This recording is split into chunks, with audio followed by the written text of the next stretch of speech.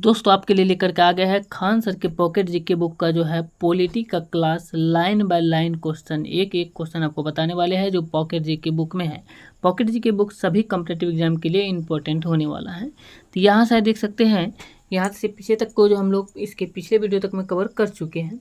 आगे है प्रांतीय विषय को जो है दो भागों में बांटा गया है। पहला है हस्तांतरित विषय, और इसके बारे में पहले समझ लीजिए। हस्तांतरित विषय जो है, इस विषय में शिक्षा, चिकित्सा, सहायता, स्थानीय स्वायत्त शासन, पुस्तकालय, सार्वजनिक निर्माण विभाग, उद्योग, सार्वजनिक मनोरंजन पर नियंत्रण, पुलिस, न्याय प्रशासन एवं भू राजस्व इत्यादि शामिल है। ये सभी जो शामिल थे ये हस्तांतरित विषय में ही शामिल थे।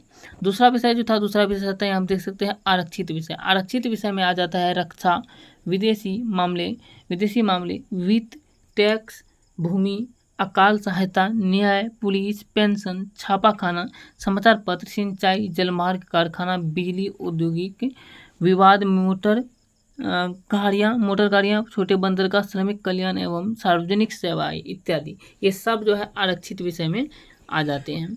अब आगे बात करें तो यहाँ पे देख सकते हैं दिया गया है कि भारतीय राष्ट्रीय कांग्रेस ने जो है, भारतीय राष्ट्रीय कांग्रेस की स्थापना 1885 ईस्वी में 1885 ईस्वी में हुआ था। और इस अधिनियम को जो है असंतोषप्रद व निराशाजनक कहा गया है।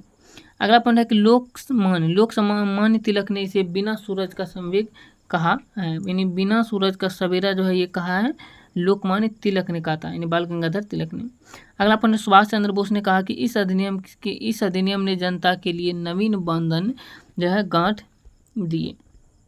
अगला पॉइंट की बात करें तो आगे आ जाता है भारत शासन अधिनियम 1935। भारत शासन अधिनियम 1935 जो है, इसमें प्रांतों में द्वैत शासन समाप्त करके जो है केंद्र में द्वैत शासन प्रणाली लागू की गई।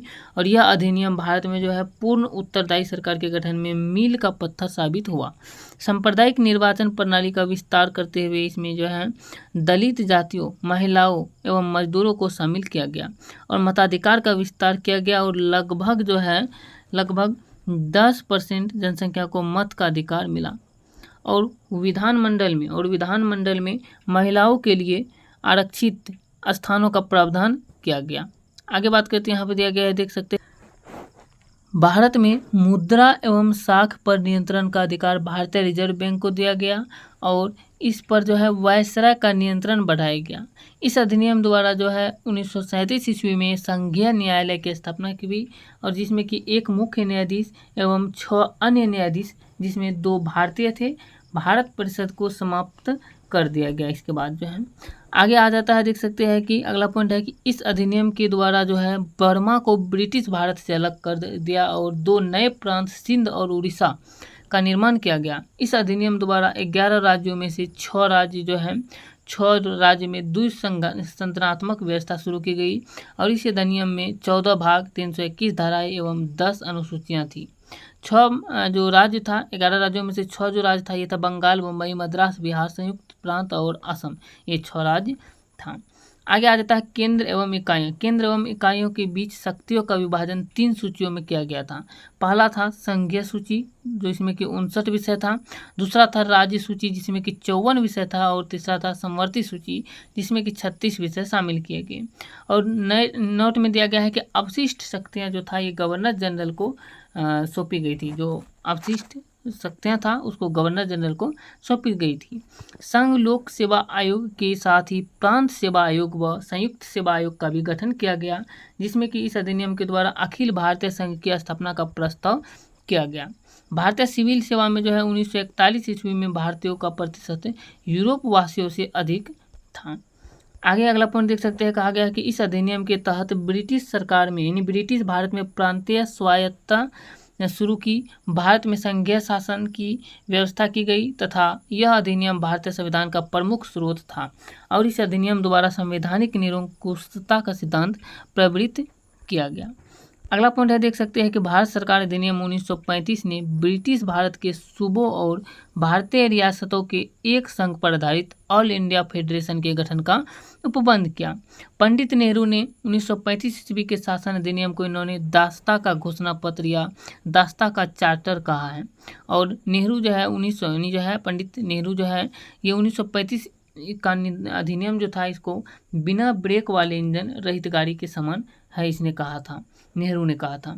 अगला पॉइंट है मोहम्मद जिन्ना ने कहा था कि पूर्णतः सड़ा हुआ मूल रूप से बुरा बिल्कुल अस्वीकृत होना चाहिए।